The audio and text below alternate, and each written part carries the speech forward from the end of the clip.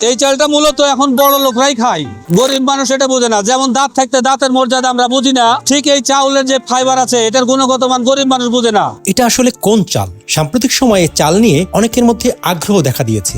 আচ্ছা, খোলাসা করেই বলি, লাল চালের কথা বলছি। লাল চালের কদর ইদানিং কিছুটা বেড়েছে। কেন বেড়েছে সেই প্রসঙ্গে আসছি। তার আগে আসুন জানা যাক লাল চাল কাদের জন্য ভালো। লাল চাল ভালো যারা ডায়াবেটিস বা প্রি ডায়াবেটিসে ভুগছেন, যারা ওজন নিয়ন্ত্রণে রাখতে চান, যাদের রক্ত স্বল্পতা মানে আয়রনের ঘাটতি আছে, যাদের সারাদিন শারীরিক পরিশ্রম বেশি, কারণ লাল চালের ফাইবার হজম ধীর করে, রক্তে শর্করা হঠাৎ বাড়ে না, পেটও অনেকক্ষণ ভরা থাকে। লাল চাল কোনো আলাদা কৃত্রিম চাল না। World Health Organization and Harvard TH Chan School of Public হেলথের গবেষণা বলছে পূর্ণ শস্য নিয়মিত খেলে হৃদরোগ ও টাইপ 2 ডায়াবেটিসের ঝুঁকি কমে। এটা আসে লাল খোসাযুক্ত ধান থেকে, যে ধানের উপর আবরণটা স্বাভাবিকভাবেই লালচে বা বাদামি। এই যে ধরুন কালোজিরা, দুধ কলম, লালভোগ, গাবুরা, শাইল ধানের মতো কিছু জাত, এসব ধান থেকেই মূলত লাল চাল পাওয়া যায়। এই ধানগুলোতে চালের খোসা তুলনামূলক শক্ত আর ভেতরে থাকে প্রাকৃতিক খনিজ ও ফাইবার। এটাতে ফাইবার থাকার কারণে ক্ষুধা কম লাগে। সমস্যা একটাই, ফলন কম, রান্নায় সময় বেশি লাগে, আর শহুরে বাজারে চাহিদা কম। তাহলে লাল চাল আবার নতুন করে জনপ্রিয় হলো কেন? এই জনপ্রিয়তার পেছনে তিনটা বড় কারণ। এক, ডায়াবেটিস বেড়েছে। বাংলাদেশে ডায়াবেটিস এখন ঘরে ঘরে, মানুষ খাবার নিয়ে ভাবতে শুরু করেছে।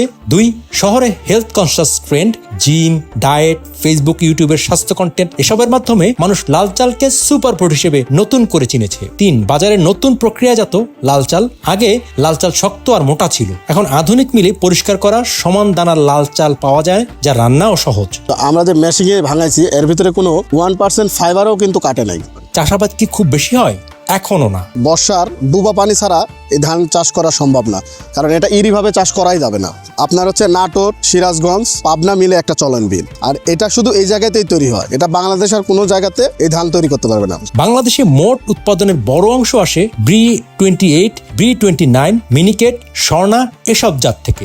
লাল ধানের চাষ এখনো খুবই সীমিত, মূলত কিছু উপকূলীয় অঞ্চল, পাহাড়ি এলাকা, ন্যাচারাল বা অর্গানিক ফার্মিং করা খামারে, কারণ ফলন কম, বাজার সীমিত, দাম বেশি। এবার আসি সাদা চালে। সাদা চাল আসে মূলত B28, B29, মিনিকেট, স্বর্ণা এই জাতের ধান থেকে। এই ধানগুলো মিলে ঢোকার পর শুরু হয় আসল পরিবর্তন। মেশিনে কি হয়? এক, ধানের খোসা ছাড়ানো হয়। দুই, খোসার নিচের ব্র্যান ঘষে ফেলা হয়। তিন, চাল পলিশ করা হয় ঝকঝকে সাদা করার জন্য।